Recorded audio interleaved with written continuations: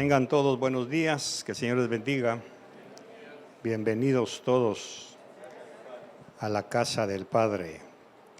Y si estamos en la casa del Padre, es porque somos hermanos. Amén. Tengan la bondad de ponerse de pie, por favor. Vamos a orar, a pedirle al Señor su bendición, su unción, su permiso para dar la palabra. Señor, muchas gracias por este precioso pueblo que ha venido esta mañana. Derrama tus bendiciones, tu unción, tu revelación. Enséñanos a ir a otro nivel de conocimiento, no solamente de tu palabra, sino, como decía uno de los cantos, quiero conocerte más, Señor. Conocerte más para servirte mejor. Conocerte más para amarte más, para hacer tu voluntad y vivir conforme tus ordenanzas. Muchas gracias por todo lo que vas a enseñarnos y permítenos experimentar un avivamiento de tu Espíritu Santo para que podamos salir de este lugar como los becerros de la manada, como corderos llenos de tu presencia. Bendice a todos los que nos visitan, a los que están con nosotros. Gracias por los servidores y sobre todo gracias por tu presencia en el nombre de Jesús. Amén. Así de pie vamos a leer Gálatas capítulo 5, verso 1 en adelante. O verso 1 nada más, Gálatas 5, 1. Y dice en el nombre del Padre, del Hijo y del Espíritu Santo, para libertad fue que Cristo nos hizo libres. Por tanto, permaneced firmes y no os sometáis otra vez al yugo de esclavitud. Lo voy a repetir. Para libertad fue que Cristo nos hizo libres. Por tanto, permaneced firmes y no os sometáis otra vez al yugo de esclavitud. Tenga la bondad de sentarse, por favor.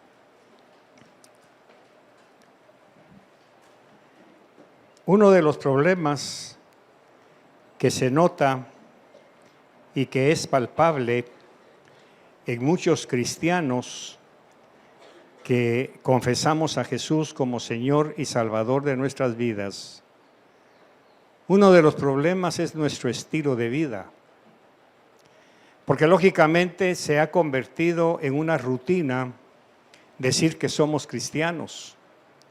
Se ha convertido en un cliché decir que pertenezco a una iglesia evangélica, que profeso una creencia o una religión. Se ha convertido como en una etiqueta que nosotros somos hijos de Dios y que lógicamente hemos sido escogidos para que en el tiempo final el Señor nos lleve a su presencia y nos escudamos bajo una pantalla de religión en donde realmente dejamos mucho que desear con nuestro estilo de vida. Hemos estado platicando con mi esposa con respecto al compromiso que muchos de nosotros no hemos hecho. No nos hemos comprometido realmente para amar y obedecer la palabra de Dios. Por eso es que allá afuera muchos no creen en el Cristo que nosotros vivimos.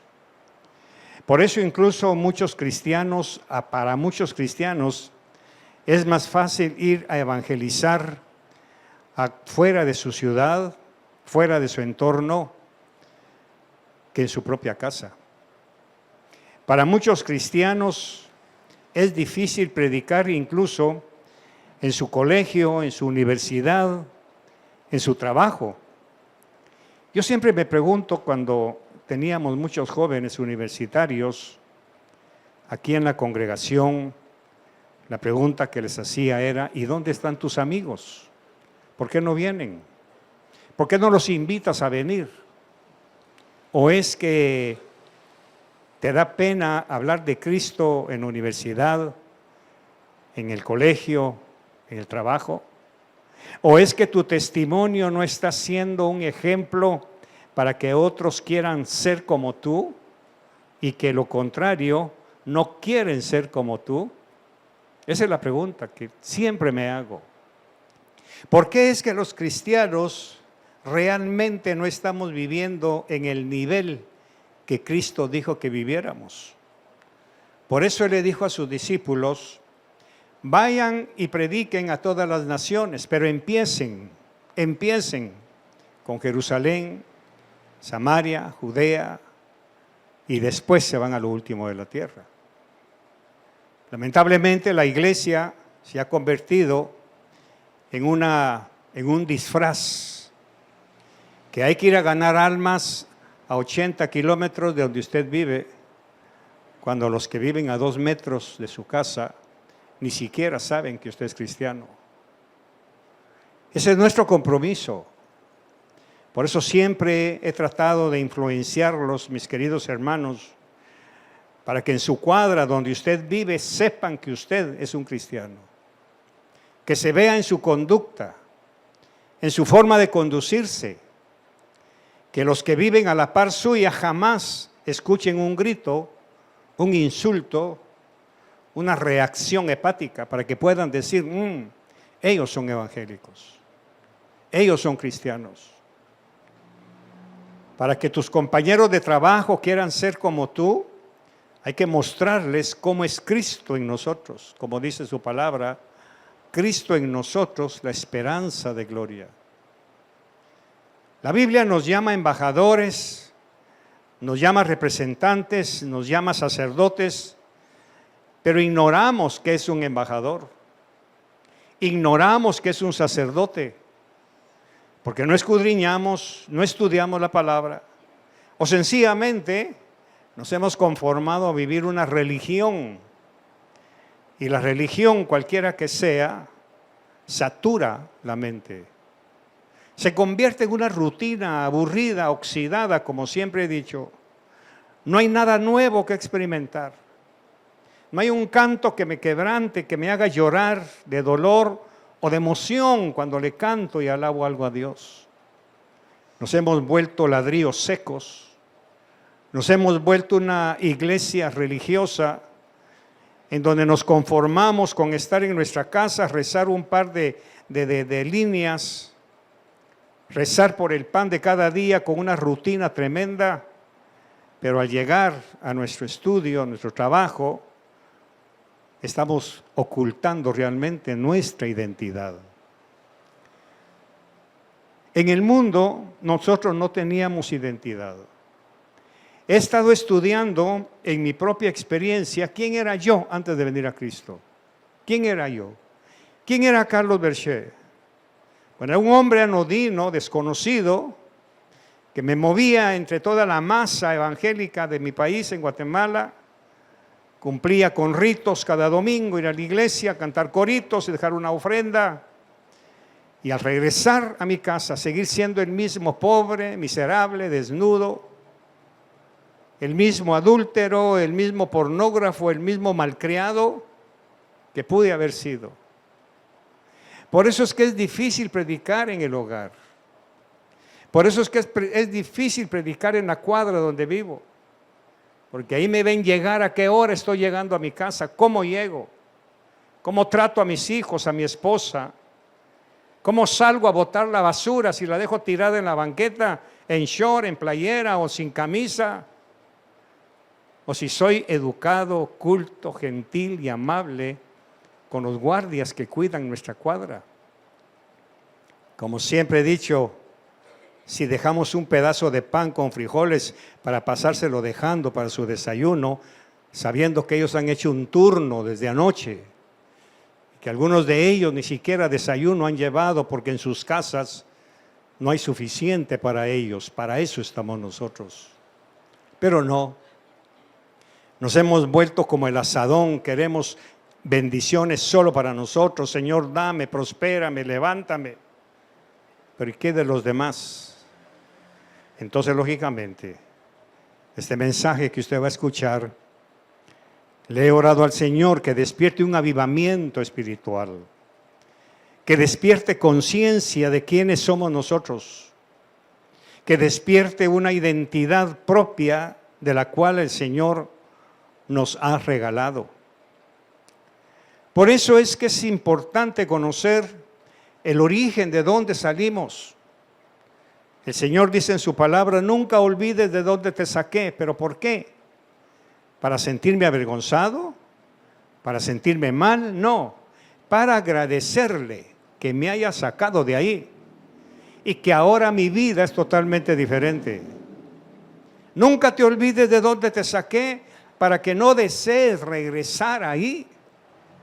Esa es la interpretación detrás de esas líneas. Nunca olvides de dónde te saqué para que no desees regresar a ese chiquero, a ese fango, a ese lodo de orgullo, de pretensión, de soberbia, de machismo o de feminismo.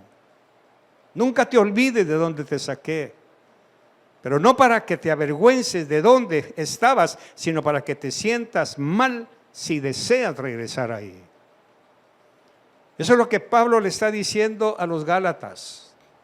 Miren, señores, Cristo nos hizo libres para libertad, para que seamos libres de aquel estilo de vida que teníamos antes, para tener el valor, para tener la certeza, para tener la convicción, no quiero regresar ahí. Para eso nos hizo libres el Señor. Él nos ha libertado de aquel estilo de vida en donde nos estábamos matando a nosotros mismos con el licor, el cigarro, la pornografía, cuántas cosas que destruyen el ser interior. Nunca olvides de eso. Por eso quizá el hijo pródigo tuvo que aprender una lección en carne propia. Me imagino, no lo dice la Biblia, pero me imagino conociendo al ser humano y conociéndome a mí mismo, que en alguna ocasión el hijo pródigo quiso probar aquello que había probado en el fango con los cerdos y haber dicho, ahí no vuelvo a pasar. Por eso es que muchas veces he abierto mi corazón tratando de ser lo más sincero delante de ustedes y mencionarles que hay ciertos lugares que yo no visito en los centros comerciales. No los visito, no voy, no paso por ahí, porque mi carne estuvo metida en esos lugares. Mis deleites eran tan carnales que sé perfectamente que cuando alguien ha probado un sabor que lo ha aprisionado, difícilmente se olvida de él. Por eso es que ahora, 50 años después de haberme convertido a Cristo y de haber dejado el cigarro, por ejemplo, hoy me molesta el ruido, el olor a tabaco, me molesta. No porque el otro sea hijo del diablo, ni porque sea fumador, sin nada, sino que ese olor me recuerda la miseria de mi vida anterior. El olor. Ahora, ¿cuánto más el olor a pecado? ¿Cuánto más el olor a un adulterio, a una fornicación? ¿Cuánto más a una foto en donde haya una mujer semidesnuda me dispara inmediatamente a mis 8 o 9 años? Yo no quiero eso, porque de ahí me sacó el Señor. No olvido eso, no lo olvido. ¿Por qué? Porque yo era un excelente servidor del diablo, si se puede decir así. Me tenía tan sojuzgado en esas cosas que yo no quiero regresar. Por eso nunca olvido de dónde me sacó. No puedo presumir de que hoy soy diferente porque he crecido, porque he leído la palabra, porque he predicado, porque soy pastor. No soy diferente porque Cristo me hizo el favor de sacarme de esa miseria. ¿Cómo querés regresar ahí? Sin embargo, los Gálatas tenían esa tendencia. Los Gálatas eran como nosotros, eran gentiles. Galacia era un país totalmente fuera del conocimiento de Dios. Y ahora Pablo los está evangelizando, los está enseñando qué significa que Cristo nos haya libertado. Entonces sigue diciendo, como ustedes no deben olvidar de dónde los sacó el Señor, que los hizo libres Por tanto, permanezcan firmes y no se sometan otra vez al yugo de esclavitud. Yo creo que hay que ser muy ignorante, con todo respeto, querer regresar a ser el hombre que fui antes. Hay que ser muy vacío de mente, hay que ser muy ignorante de la realidad de que mi vida antes de Cristo no valía nada automáticamente, no era nada ni nadie. Por eso es que el Señor, lo primero que nos da a nosotros, cuando nos salva, cuando nos acepta como sus hijos, lo primero que nos da es una identidad. Usted que vivió una vida, mi hermana, llena de tropiezos, de fracasos, de situaciones vergonzosas, ¿quién era en el mundo? Pues la fulana, incluso el apóstrofe la era algo insulto. Era algo común, vulgar, la fulana, la sutana, la divorciada, la esta, la madre soltera, la abandonada. Era algo anodino totalmente. Pero ahora viene Cristo, le limpia su pasado, lo sella con el Espíritu Santo y le da una identidad. Ahora usted tiene un valor intrínseco dentro de usted. Ahora usted ya vale. Antes era una moneda tirada en el piso que cualquiera podía pisotear. Hoy usted es una persona de dignidad. Y el Señor empieza un proceso de regeneración en cada uno de nosotros. Por desconocer ese proceso es que muchos viven todavía al viejo estilo de vida. Fingimos estar bien en la iglesia, fingimos una espiritualidad que no la tenemos. Porque no exhala como el sudor, no exhala como el olor de santidad. Hay que fabricarlo entonces con gestos, con palabras, con disfraces evangélicos.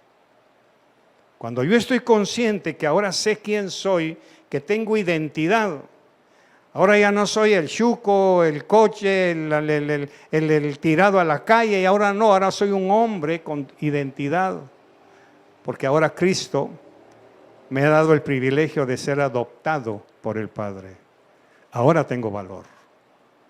Ahora valgo. Pero no por mí, sino por la sangre de Cristo. Eso lo vamos a ver. Lo importante de que Cristo haya sacado al pueblo de Israel de la esclavitud no era sencillamente sacarlos y llevarlos al desierto. No era sencillamente llevarlos a unas jornadas de que caminaran 40 años. Su deseo nunca fue ese. El deseo de Dios era que el pueblo de Israel saliera de Egipto con poder, con fuerza, con un nombre, con una identidad. Pero ellos decidieron mantener el recuerdo de Egipto. Mejor nos iba allá. ¿Cómo es posible eso?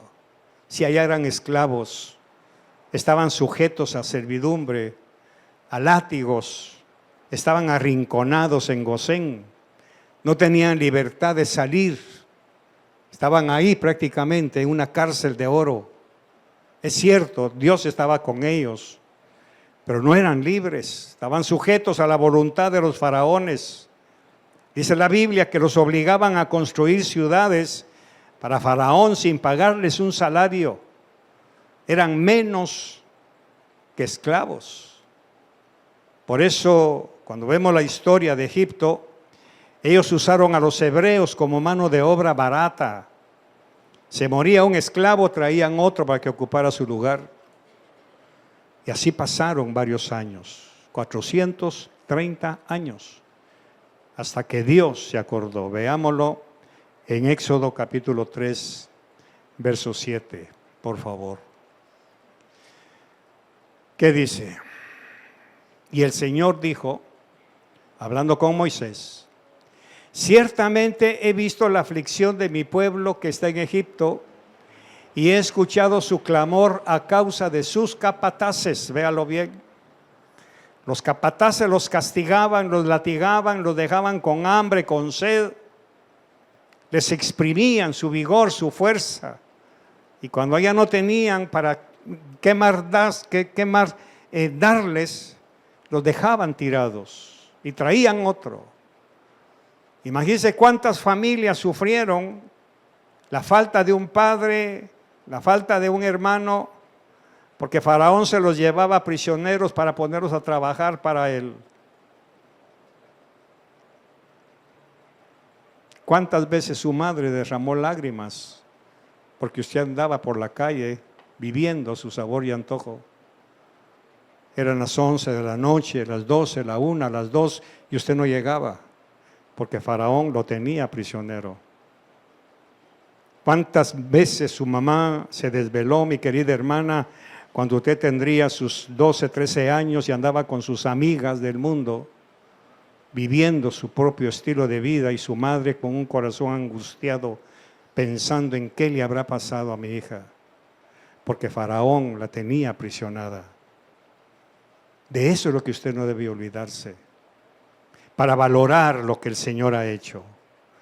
Entonces le sigue diciendo Moisés: he escuchado su clamor a causa de lo que les están haciendo sus capataces, pues estoy consciente de sus sufrimientos.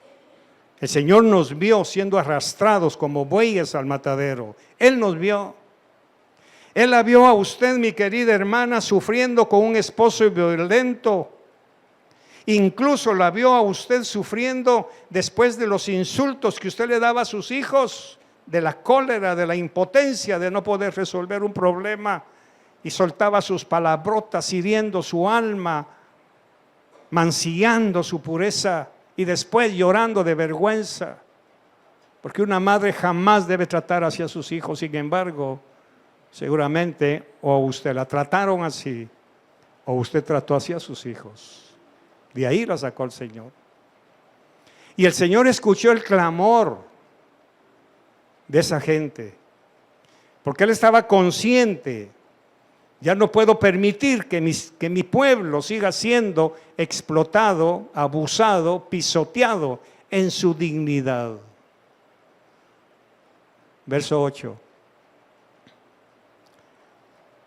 Y he descendido, dice el Señor, para librarlos de la mano de los egipcios y para sacarlos de aquella tierra, y aquí viene el primer milagro, a una tierra buena y espaciosa, a una tierra que emana leche y miel, al lugar de los cananeos, heteos, amorreos, fereceos, o sea, las 7 tribus. Ahí los va a llevar el Señor, pero para enseñarles a ganar sus victorias. Pero va a haber un proceso en donde esta gente, de ser cobardes, esclavos, sometidos a servidumbre, ese camino del desierto iba a servir para inyectarles hombría, para inyectarles conciencia de que en esa tierra donde los va a llevar, aunque está llena de enemigos, en el desierto van a adquirir la identidad de guerreros. Ya no van a ser los perdedores de Egipto, ahora van a ser los guerreros, van a ser los valientes, como decía el canto: vengan los hombres de guerra. ¿Cuándo Israel peleó en Egipto, hermanos? ¿Cuándo peleó una batalla? Nunca. Estaban tan sometidos. Pero ahora el Señor los va a llevar a través de un desierto para entrenarlos, y que cuando lleguen a esa tierra que emana leche y miel, empiecen a pelear sus propias batallas con la ayuda de Él, y darse cuenta que no eran aquellos pusilánimes de Egipto, sino que dentro de ellos había algo que había que sacar, y eso solamente Dios lo podía hacer al llevarlos a la tierra prometida. Pero ¿qué pasó en el camino? Recordaron que les iba mejor allá y desearon regresar, y se hicieron un becerro de oro, y dice la palabra que Dios tuvo que matarlos a todos. ¿Por qué? Porque muchos de nosotros todavía estamos suspirando por Egipto. Ya viene la semana, luego viene la otra fiesta, luego viene la otra fiesta, y muchos de nosotros suspiramos por esas cosas, perdiendo identidad, mezclándonos con los egipcios nuevamente y subyugándonos voluntariamente a los deseos del mundo. Eso no era lo que Dios quería para ellos. Lo primero que el Señor les dio entonces fue un nombre. Veamos el verso 9, por favor. Y ahora he aquí el clamor de los hijos de Israel. Ahí está ya el nombre. Cuando ellos escucharon que eran hijos de Israel, algo se encendió en sus corazones. Porque al mencionar a Israel, está mencionando al patriarca, a Jacob, convertido en Israel. Ah, yo soy hijo de Israel. O sea que mi posición actual no es la correcta. Porque lógicamente Israel era un príncipe que había vencido en una lucha allá en el rollo de Jaboc. O sea, yo soy heredero de ese príncipe. ¿Qué estoy haciendo aquí revolcándome en este fango egipcio? ¿Qué estoy haciendo aquí deseando las algarrobas? Entonces aquí adentro de ellos se despertó una identidad. Yo soy hijo de Israel. Que para nosotros, yo soy hijo de Dios. Y él dice, el clamor de los hijos de Israel ha llegado hasta mí, dice Dios. Y además he visto la opresión con que los egipcios los oprimen. Todos nosotros, creo que sin ninguna excepción, fuimos oprimidos por el mundo, segregados. Algunos no tuvimos la oportunidad de ir a estudios superiores por el famoso dinero que no había, o porque no dábamos más. Había que trabajar desde pequeños para sostener a nuestros hermanos, a nuestra madre que quedó sola. Tuvimos que sacrificar cuántas cosas. ¿Cuántos de nosotros aparentábamos tener algo de libertad cuando realmente éramos prisioneros de los egipcios, del mundo? Y sigue diciendo el verso 10. Ahora pues, le dice a Moisés, ven y te enviaré a Faraón, y aquí está la otra identidad, para que saques a mi pueblo, los hijos de Israel. O sea que yo sin saberlo, yo era pueblo de Dios, no lo sabía. Según yo era un chapín más, viviendo cada día de las miserias, trabajando hasta donde ya no más, viviendo sujeto a las pasiones del mundo, imitando lo que el mundo decía que tenía que hacer, sin darme cuenta que yo era pueblo de Dios. Ahora el Señor viene, me mete a un desierto espiritual, me empieza a quitar cosas que no le agradaban y me coloca en una posición diferente. Pero fue Él, no fui yo. Ahora la pregunta, sería un necio si yo quisiera regresar a lo que era antes. No puedo, ni debo hacerlo. Entonces el Señor saca a este pueblo de Egipto, los lleva por el desierto, pero para darles, ya les dio una identidad, ahora les va a dar una tierra.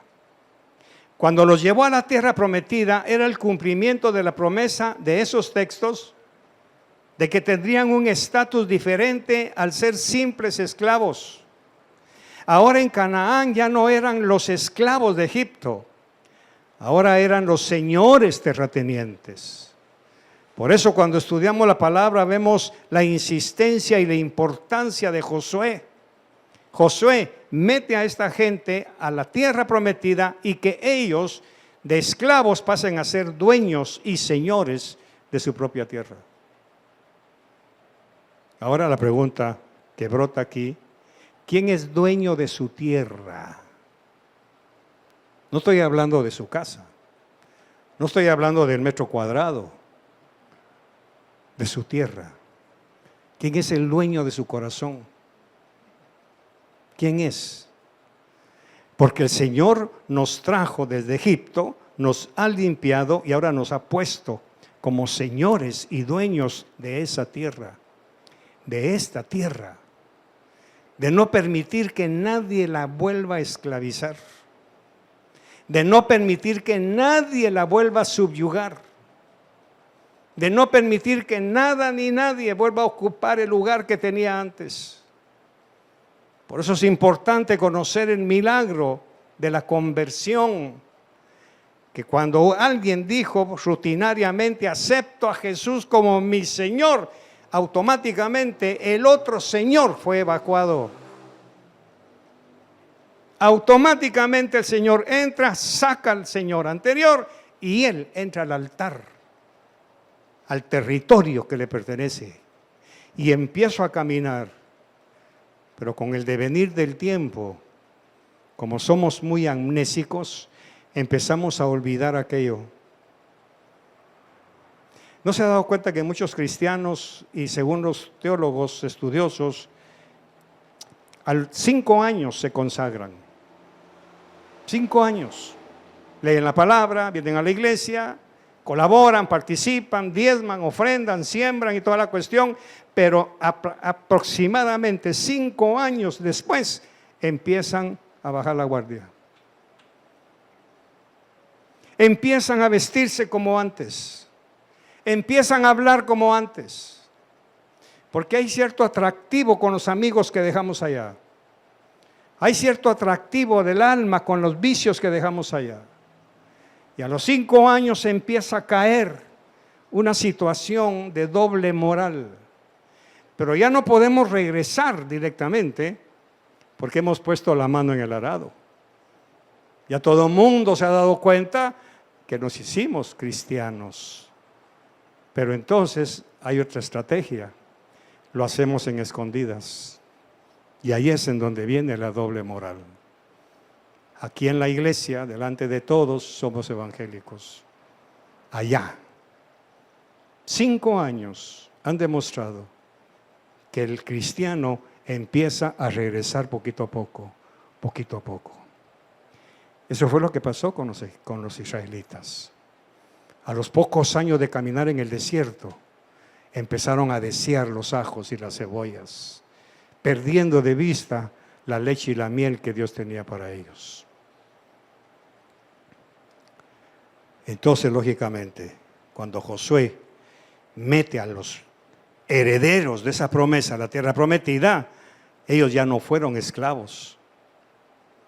Ellos nunca conocieron Egipto, porque los que conocieron Egipto han quedado muertos. Sin embargo, en su ADN ya venía esa mala herencia.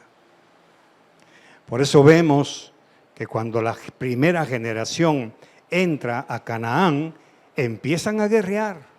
Judá toma su territorio, Manasés también, en el otro lado del río, esta tribu, la tribu de Dan, la tribu de Neftalí, todos van a sus tierras y empiezan a echar fuera a los habitantes, heteos, fereceos, jebuseos. Tienen hijos y los hijos empiezan a vivir una vida abundante de leche y miel. Estos hijos tienen ahora hijos que son los nietos de aquella generación, pero ya no conocieron los hechos de Jehová, porque sus padres ya no los instruyeron. Dieron por hecho que como venían a cantar coritos, sus hijos también. Dieron por hecho que como ellos ya no tenían dioses falsos, ya no adoraban a Baal, pues mis hijos tampoco lo van a hacer, pero nunca les enseñaron lo que Dios había hecho.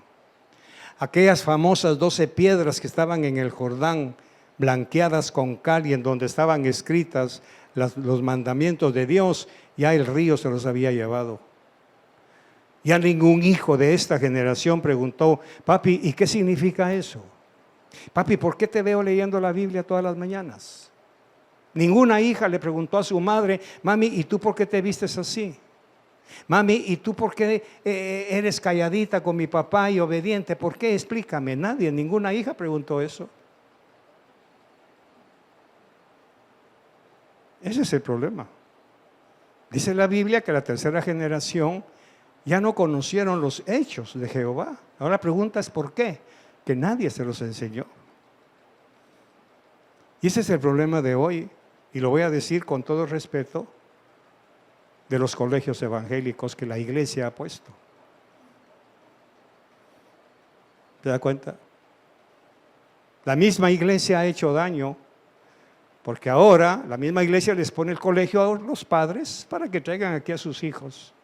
No nos eduque usted, los vamos a educar nosotros. Y usted saca las manos y se los entregó al colegio. Hoy los padres ya no tienen derecho sobre sus hijos, porque la misma iglesia hizo ese daño. Entonces, ¿qué sucede? Que esta generación, mis queridos hermanos, yo los amo muchísimo. Trato de cuidarlos lo más que pueda, por eso me esmero en pedirle al Señor palabra que confronte, no palabra que adorne sencillamente, sino palabra que confronte, que nos haga ver la realidad de quiénes somos. Por eso insisto tanto en el cuidado de esta generación. Por eso les digo a los padres, ahorita esta niña viene a la iglesia porque ustedes la traen. Denle 10 años más. A ver si es cierto que es convertida a Cristo. A ver si es cierto que sus hijos van a venir por su propio pie. Ahorita usted los tiene porque los obliga. Pero espérese, que cumplan su mayoría de edad y que la ley, no la de Dios, sino la del mundo, los absorba. Por eso les he dicho siempre desde hace años, prepare a sus hijos para la universidad, porque ahí se los van a arrebatar. Esta generación, a la tercera generación, ya no tuvieron identidad. ¿Te has dado cuenta? Empezaron a adorar ídolos, a pasar a sus hijos por fuego dedicados a Moloch, empezaron a adorar a Baal, empezaron a adorar a Astoret, al árbol de acera. La pregunta es, ¿qué pasó? ¿Qué pasó? Ya no hubo un pastor valiente que les dijera la verdad, porque Josué ha muerto, se acabó, y ahora miren ustedes a quién sirven. En lo que respecta a mí, dijo, mi casa y yo nos vamos a nuestra tierra a servir al Señor. Cuando les faltó un maestro, se relajaron. Ya no hubo una enseñanza. ¿Y qué fue lo primero que perdieron? Lo primero que Dios les había dado. ¿Qué fue? Identidad. La perdieron. Se masificaron. Empezaron a comportarse exactamente como las tribus paganas. Empezaron a casarse con sus hijas y casar sus hijos con ellas. Y el linaje que Dios les había dado se desapareció. Esa es la tristeza de hoy. Ahí es en donde muchas veces los pastores nos preguntamos, ¿será que estoy enseñando bien la palabra? ¿Será que estoy siendo demasiado flojo, demasiado permisivo? ¿O será que ya saturé al pueblo de tanta enseñanza que ya no oyen la palabra? Por eso pregunto, mis queridos, ¿dónde están sus compañeros de estudio de sus hijos? ¿Dónde están sus compañeros de universidad? ¿Dónde están sus vecinos, pues? ¿En dónde están? Algo malo están viendo para que no deseen ser como nosotros. Alguien está fallando. Para que otros pastores quieran ser como Carlos Berchet tiene que tener un estándar totalmente diferente al resto, para que vean la diferencia y quieran ser como él. Eso fue lo que dijo Pablo. Imítenme a mí, señores, imítenme a mí en lo que yo imito a Cristo. No a Gamaliel, ni a Shammai, ni a Gilel. Imítenme a mí en lo que yo imito a Cristo. Ese es el desafío de esta mañana. ¿Dónde están tus compañeras de trabajo, mi querida señorita? ¿Dónde están? ¿Cuándo las has traído a la iglesia? Que conozcan al Cristo que tú conoces. Porque ya no tenemos identidad. Lo lamento. Por eso es que el Señor lo primero que hizo fue, dile a Faraón que deje salir a mi pueblo. Ese no es su pueblo, es mío. Y como es mío, yo lo voy a llevar a una tierra que mande leche y miel, donde solamente extiendan su mano, como hizo Sansón, y agarren la miel que viene destilando del panal. Aquí tienen que sudar para ganarlo. Allá lo van a tener por mi gracia y por mi misericordia. Esa es la identidad. Y después de darles un nombre, una identidad, les da una tierra. La pregunta es ¿para qué? Veamos Ezequiel 47, verso 21. Repartiréis pues esta tierra entre vosotros según las tribus de Israel. Ahí espérate un poquito, David. Ahí le está diciendo el Señor a Moisés y a Josué, vas a repartir la tierra a todas las tribus, cada quien su porción. Usted tiene una tierra que cuidar. No estoy hablando de una finca ni de una manzana, estoy hablando de su tierra. Ahora esta tierra ya no es de Faraón, ahora es del Señor y me la ha dejado a mí para que yo la trabaje. Verso 22. La sortearéis como heredad entre vosotros y entre los forasteros que residen en medio de vosotros y que hayan engendrado hijos entre vosotros. Y serán para vosotros como nativos entre los hijos de Israel, se les sorteará herencia con vosotros entre las tribus. Entonces el Señor, después de darles un nombre, les da una tierra. Ahora ya no están viviendo en Gosén, que era una tierra prestada, ahora tienen su propia tierra. Por eso es importante conocer la herencia que Dios nos ha dado. Ahora yo soy dueño de mi tierra. De alguna manera el mundo tiene un dicho que dice, es que es mi vida, puedo hacer lo que quiera. No, no es mi vida. Esta madrugada platicando con el Señor, entré en un pequeño diálogo con Él y le digo, Señor, ¿cómo soy de mentiroso, verdad? Porque le dije, fíjate que yo con un cinismo, hasta ahora lo estoy viendo, se lo dije a Él, con un cinismo que raya en lo ridículo, le digo, Señor, toma mi vida. Si yo no tengo vida, es Él quien me la ha dado. ¿Sí o no? Entonces no es mía. Señor, aquí está mi corazón. Pues es una mentira. Si Él quiere, lo para en cualquier momento. He visto ahí en la televisión futbolistas que vienen corriendo para meter el gol. ¡Pum! Ya está. Se imagina que ese futbolista le haber dicho, Señor, aquí está mi corazón, permíteme meter un gol. Y él dijo, bueno, como tú me lo diste, páralo. Así que nada es suyo. Es que me quieren quitar mi dinero. ¿Cuál mí? Si el dinero que tú tienes es del Señor. ¿Usted cree que su televisor es suyo? No, hombre. Cuidado, ¿quién me toca mi tele? Y Dios dice, ¿cuál tuyo? Si yo le meto una cucaracha que se come un par de cables, te lo quemo inmediatamente así. Porque el Señor les dio a ellos la tierra para que la manejaran, para que la cuidaran y la explotaran.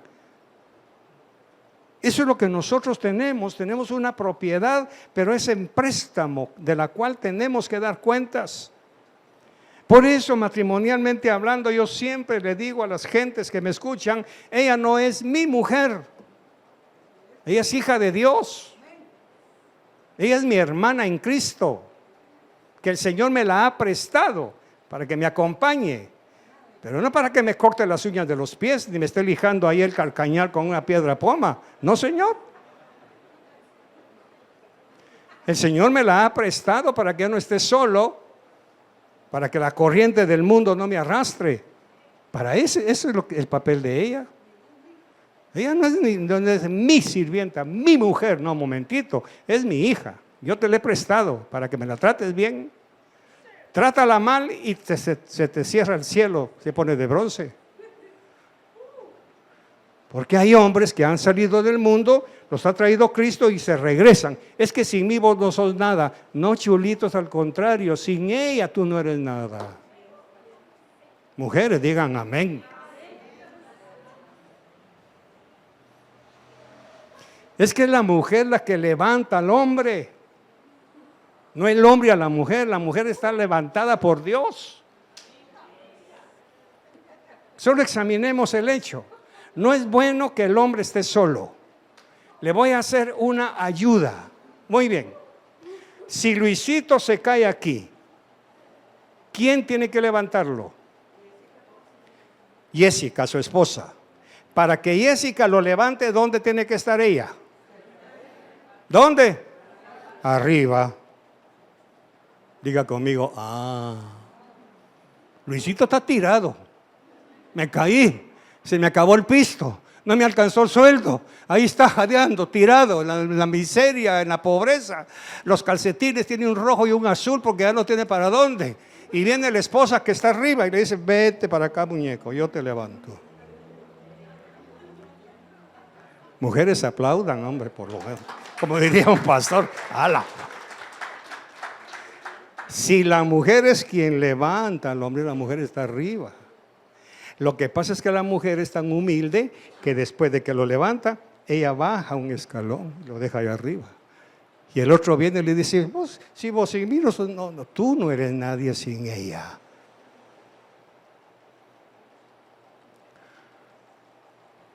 Te veo serio, teniente.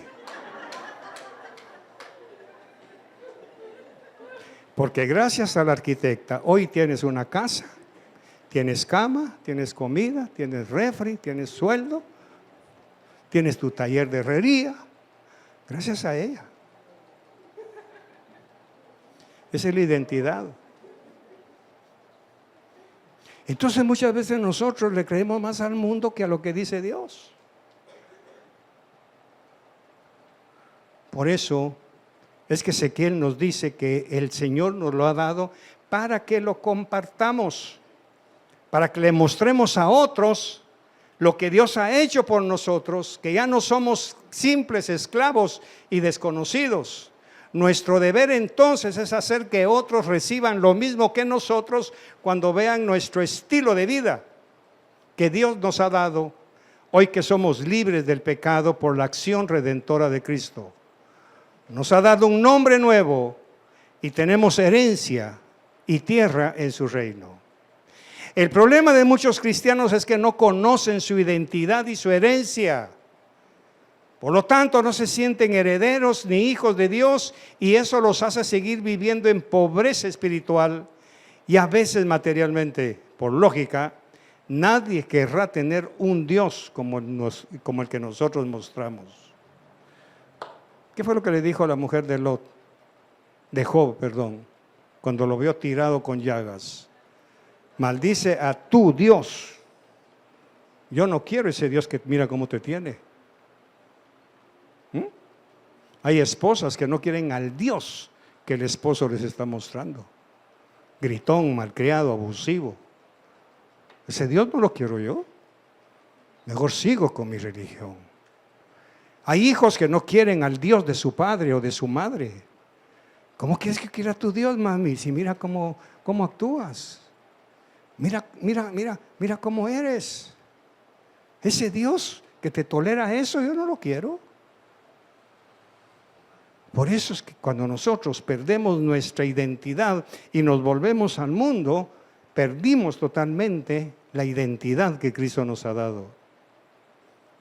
Es por eso que cuando alguien se queja de que Dios no lo oye, lo primero que tiene que revisar es cómo está su relación con Él como Padre fiel, que cumple sus promesas.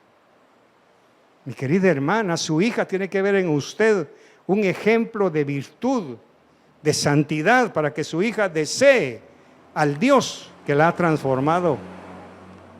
La vida de muchos creyentes es que con el tiempo se vuelven a sus viejos hábitos de vida mundana, rompiendo el pacto que se hizo en el altar cuando se confesó que el Señor Jesús sería su Señor y Salvador. Eso fue lo que pasó en el matrimonio de Oseas con Gomer. Oseas se fue a cumplir sus obligaciones. Cuando regresó a su casa, Gomer se había vuelto a sus mismos vicios.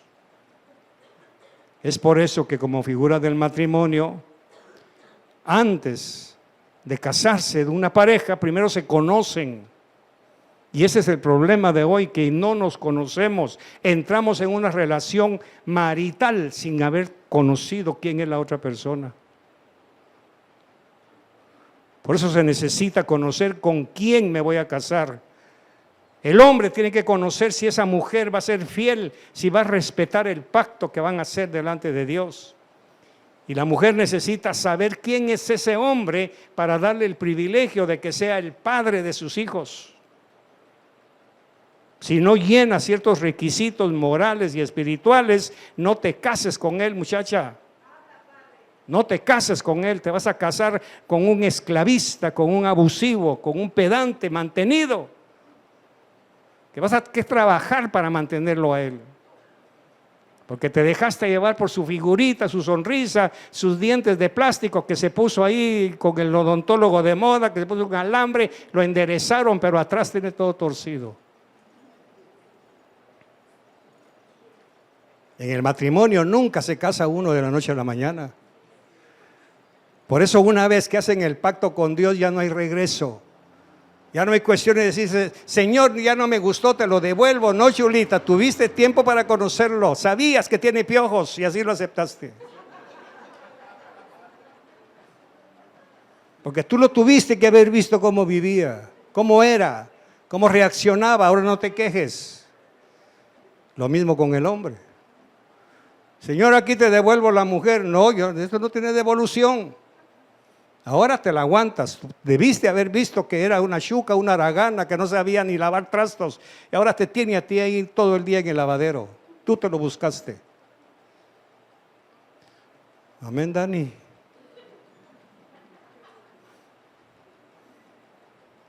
Tienes que conocer con quién. Ahora, ¿por qué estoy hablando de esto? Porque Jesús nos conoció. Él sabía que no íbamos a ser fieles. Pero aún así, nos dio su nombre, nos dio la tierra y nos dio dignidad, aún así. Por eso este mensaje es un recordatorio, no podemos seguir fallándole a nuestro esposo. O usted cambia su estilo de vida, empieza a ser diferente, a estudiar la conducta de Jesús para imitarlo a Él.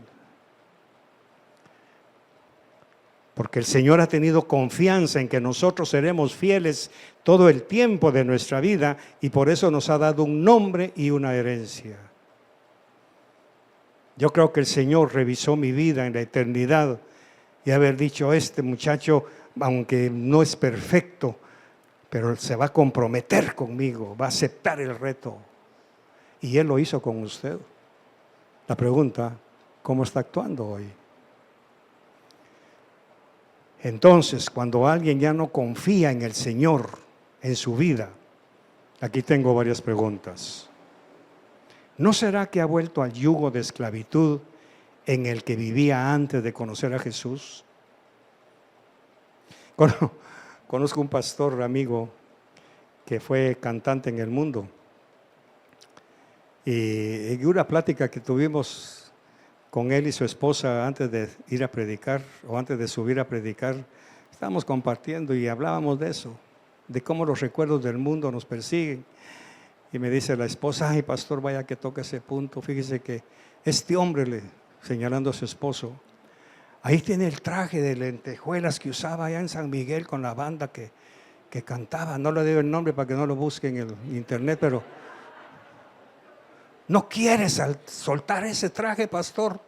Yo siento feo que eso esté ahí porque es un recordatorio del mundo, de la farándula. Y el pastor se puso a sudar, se puso rojo. Años después me enteré que otro amigo había sido futbolista del Águila y la esposa me dijo, mire, dígale que saque ese montón de camisetas del Águila y las tiene guardadas con los ajos y cebollas. Todavía recordando de los goles que metía, de las borracheras posiblemente. ¿Aló? ¿Qué tiene guardado usted? ¿Todavía el uniforme?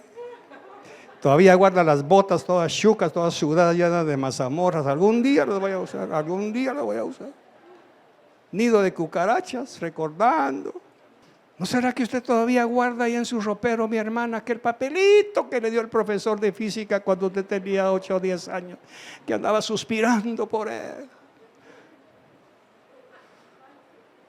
¿No será que todavía guarda aquellas fotos cuando andaba en la playa y toda flaca? Y ahora que...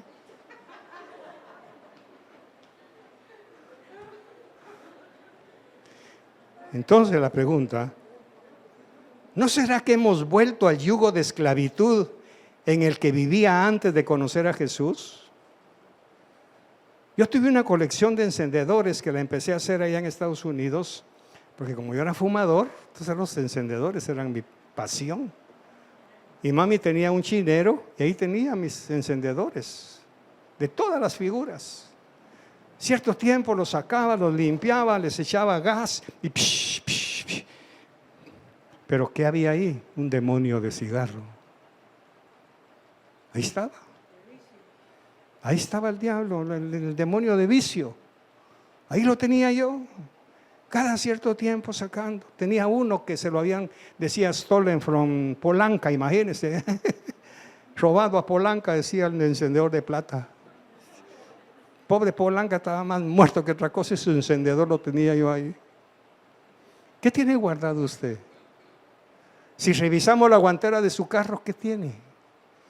Un crayón de labios que ya de tanto calor ya está todo chorreado, pero todavía le mete el dedo ahí, pero más o menos pintarse. ¿Aló? Cuando perdemos la comunión con el Señor, ¿no será que es porque hemos vuelto al yugo de esclavitud que antes teníamos, antes de conocer a Jesús? ¿No será que ha vuelto a depender de alguien más y se ha vuelto su esclavo moral o físicamente? ¿No será que usted depende de esa persona para que le dé valor, para que le dé identidad cuando es Cristo quien se lo ha dado? ¿No será que ha vuelto a vivir en esclavitud al mantener deudas con los prestamistas, cualquiera que sea el nombre de ese prestamista? Porque la Escritura dice que el que presta se hace esclavo del que le prestó. ¿No será que está soportando insultos y bajo tratamiento solo porque le dan don de vivir gratis? ¿Acaso Dios no es capaz de darle un nombre y un territorio propio en donde solo el Señor sea el Señor? Es por eso, mis queridos, y termino, que hablar de estas cosas es molesto, duele, porque la mayoría de nosotros, como dice Pablo a los Gálatas, para libertad fue que Cristo nos hizo libres, por tanto permaneced firmes en esa condición de ser libres y no os sometáis otra vez al yugo de esclavitud. Yo quisiera, como dijo Pablo en alguna ocasión, quitarme los ojos y dárselos a ustedes, dijo Pablo. Como quisiera que mis hermanos, los de mi nación, conozcan este misterio de lo que Cristo quiere hacer con nosotros, liberarnos, llevarnos a otra dimensión, dejar las cosas del mundo, del pasado, la conmiseración.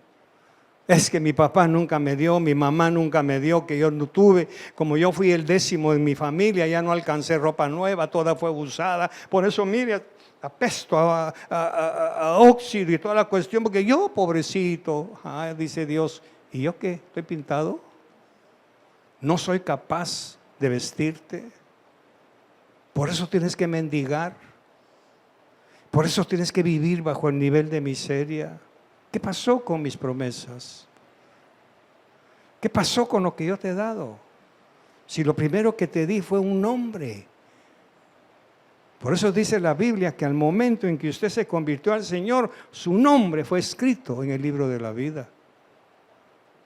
Ahora usted es una hija de Dios. Usted vive con el hombre con el que comparte su vida, pero Él no es su Señor. Mi esposa me lo dijo varias veces hasta que me entró. Carlitos, no te metas entre Dios y yo. Él es mi Dios, tú no. Me dolió en el orgullo, porque todo hombre quiere que la mujer dependa de él. Es cuestión de orgullo. Es que aquí mando yo, no, caballero, usted no manda ahí. quien manda es Dios. Y si mucho, manda a su esposa. ¿Cuál es la realidad? Bernal, ¿quién tiene la última palabra en tu casa? Yo, pastor. Así, no. Lo que diga mi esposa. Así que vaya a la casa, sacas a esos zapatos viejos, esas botas, porque ya no va a volver allí. No, algún día me van a llamar del Ministerio de la Defensa. Ya no, ya estás jubilado, ya estás viejo, ya estás panzón, ya no sirve de soldado, ya no.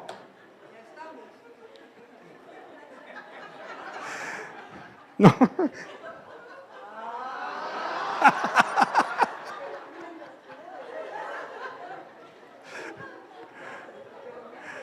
Y ahorita que me esconda aquí.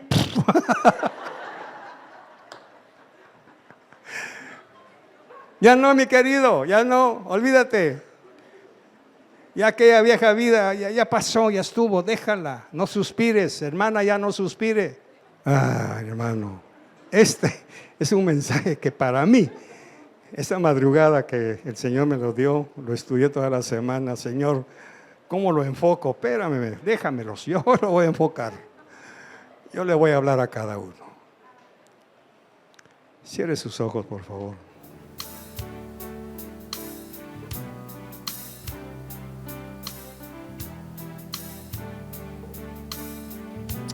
Señor, es cierto lo que nos has dicho. Tenemos tendencia a querer regresar al mundo. Tú nos has libertado, pero voluntariamente a veces nosotros, sin darnos cuenta, suspiramos por esos ajos y cebollas, olvidando que tú nos has dado una identidad que cuidar, un nombre que cuidar y una tierra que poseer. Por favor, perdónanos y ayúdanos a entender este misterio, este regalo tan grande que ahora ya no somos lo que el mundo decía. Por eso se resiste el mundo a soltarnos, a dejarnos ir al encuentro de nuestra tierra prometida. Por eso el mundo, donde quiera que esté, en la familia, en los hermanos, en los hijos, en la sociedad, se resiste a soltarnos. No quieren entender que tú ya rompiste ese hilo de dependencia. Porque ahora dependemos de ti, Señor. Basta con haber entrado a la tierra que emana leche y miel. Pero el alma, Señor, quiere regresar y volver a cruzar el río. Eso pasó con aquellas 2 tribus y media. No quisieron pasar a la tierra prometida, porque los pastos que vieron eran agradables para su ganado. En lugar de pensar en sus hijos, pensaron en su ganado, en sus vacas. Y con el tiempo se perdieron esas 2 tribus y media, porque menospreciaron tu don. Pero nosotros no queremos. Ya hemos cruzado el río y no queremos volver atrás. Como te cantaba mi esposa hace unos 30 años. Cuando las cosas se pusieron difíciles para nosotros, entonaba aquel famoso canto: Dios no nos trajo aquí para volver atrás. No vamos a volver atrás, Señor, porque ahora tú nos has dado una identidad, nos has dado herencia. ¿Qué viste en nosotros para que ahora estemos sentados contigo en lugares celestiales? Porque eso dice tu palabra. ¿Qué has visto en nosotros, Señor, para haber muerto en la cruz y derramar tu sangre y darnos el valor que ahora tenemos? Por favor, ayúdanos a entenderlo. Todo lo que nos hicieron en la niñez, en la juventud, en la adolescencia, todo eso ha quedado atrás. Y ahora, Señor, somos nueva criatura en proceso de santidad. Ayúdanos a no olvidarlo, mi Rey, para no menospreciar el don que tú has hecho con nosotros. Muchas gracias, mi Rey, por recordarnos una vez más de dónde hemos salido pero no para sentirnos avergonzados, sino agradecidos, que si tú no hubieras actuado en nuestras vidas, hoy seguiríamos siendo esclavos, humillados y pisoteados por el pecado del mundo. Muchas gracias. Bendigo a mi congregación y te doy gracias por tu bondad. En el nombre de Jesús, amén y amén.